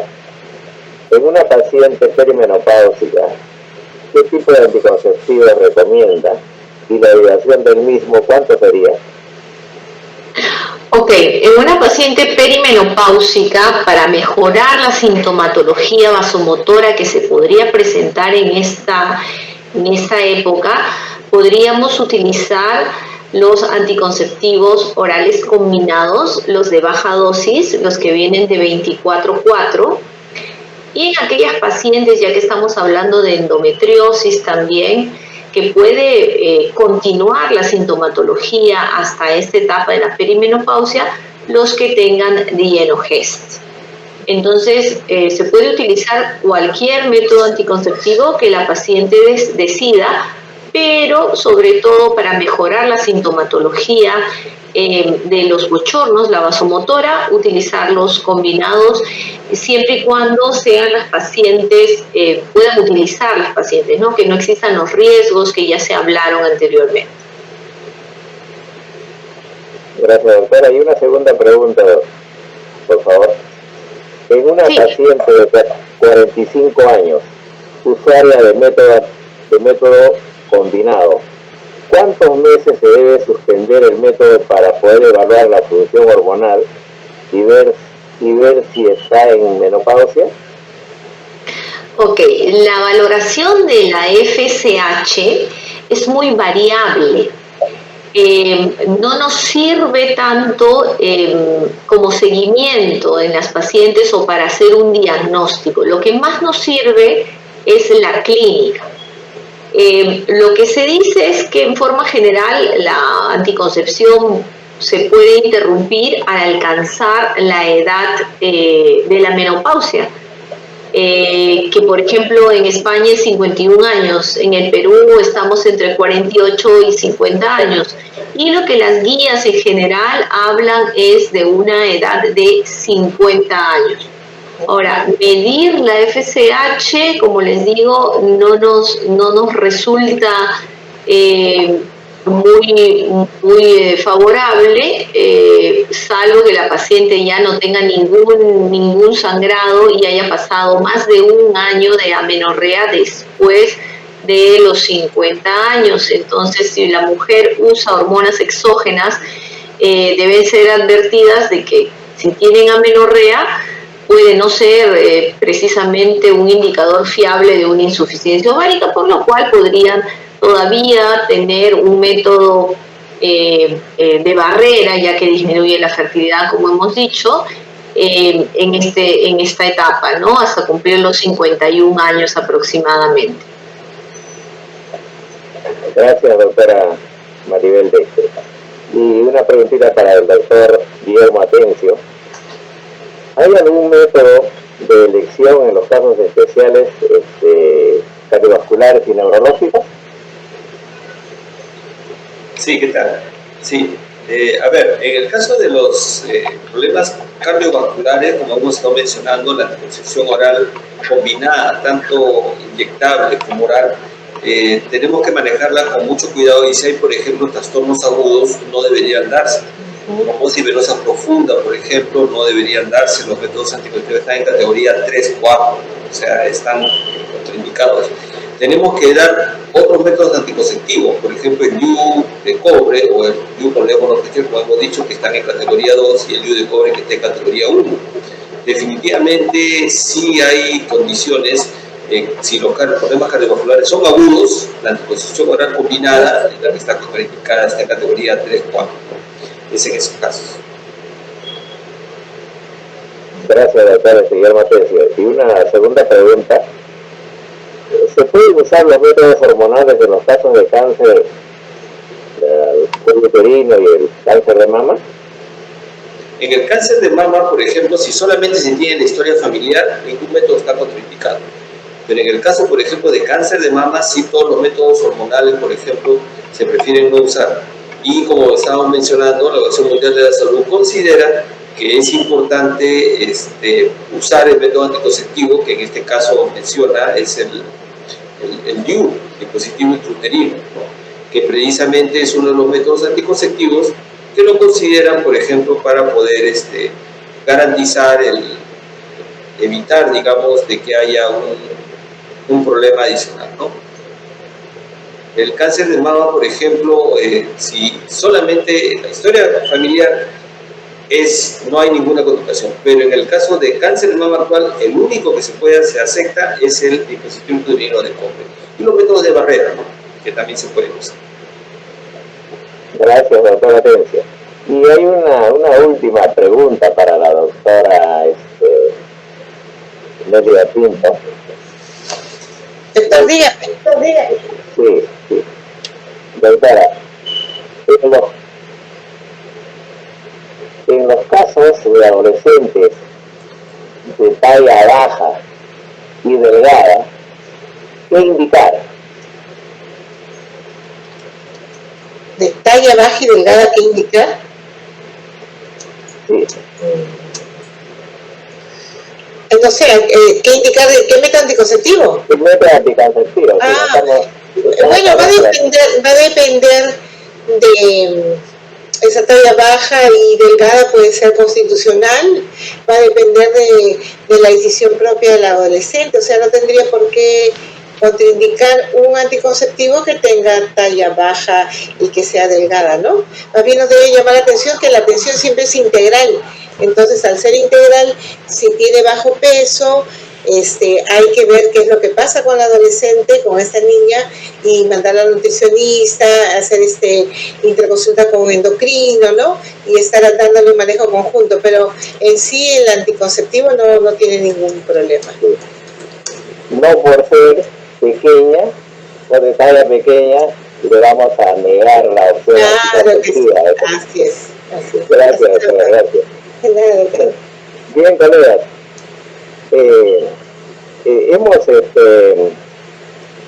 abordado el tema de anticoncepción en diferentes etapas de la vida, en la adolescencia, en la edad óptima para la reproducción, en la etapa de la perimenopausia y en las condiciones especiales. Todo esto se hace con un objetivo. El objetivo es prevenir el embarazo no deseado, no llegar al aborto y evitar las muertes maternas. Por eso es que esta noche en este evento, con la participación de ustedes, nos reafirmamos en el criterio, en el concepto que la mejor estrategia para evitar el embarazo no deseado, el aborto y llegar a una muerte materna es precisamente usar los métodos anticonceptivos. Llegar a la anticoncepción, que es lo que tiene que estar al alcance de todas las mujeres de nuestro país.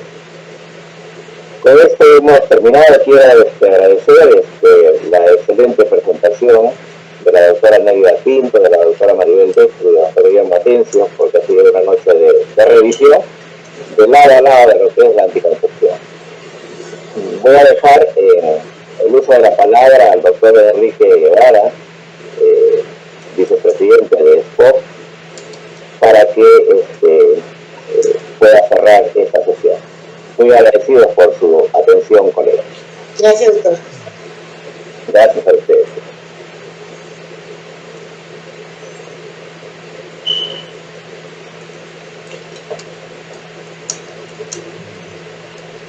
Muchas gracias, doctor Pedro Mascaro. Bien, estimados y estimadas colegas, el día de hoy hemos, creo que, roto muchos mitos que hay con respecto a la anticoncepción. Creo que todos nuestros ponentes y nuestras ponentes han sido muy claros que la planificación familiar y, en todo caso, el acceso a los métodos anticonceptivos es parte de los derechos humanos, parte de los derechos sexuales y reproductivos, y que, como lo ha señalado muy bien el doctor Mascaro, tienen el objetivo de prevenir algún daño en la salud de las mujeres, como por ejemplo un embarazo no deseado, un aborto inducido en condiciones de riesgo y la muerte materna. Creo que tenemos que llevarnos todos esta noche la idea de que todos los métodos son seguros para todas las adolescentes, para todas las mujeres en la perimenopausia. Entonces, no hay que pensar, creo, al revés, de que no pueden usar métodos, sino más bien todo lo contrario. Así que yo quiero agradecer en primer lugar a la doctora Nélida Pinto, a la doctora Maribel Dextre y al doctor Guillermo Atencio por sus excelentes presentaciones. Muchas gracias de parte de la Sociedad Peruana de Obstetricia y Ginecología. Asimismo, al doctor Pedro Mascaro, quien ha sido el responsable de coordinar este simposio y moderarlo de una manera excelente. También yo quisiera agradecer al Laboratorio Medifarma por el auspicio brindado y su constante apoyo en el desarrollo de las actividades académicas de la sociedad. Y no me queda sino más que invitar a todos y a todas ustedes a la próxima sesión científica, la 13ª sesión científica, que se realizará el 24 de octubre, y el tema será cáncer genital. Con todas y con todos, por favor, tengan muy buenas noches y muy agradecidos por sus excelentes presentaciones a nuestros queridos colegas. Muy buenas noches y hasta dentro de un par de semanas. Gracias. No, gracias, doctor Mascaro. Excelente, muchas gracias. Muchísimas gracias. Muy lindo salió. Gracias. Sí, sí, excelente, excelente. Gracias. Ya nos vemos, chicos. Chao, chao. Chao. Muchas gracias. Chao. Nos vemos. Gracias.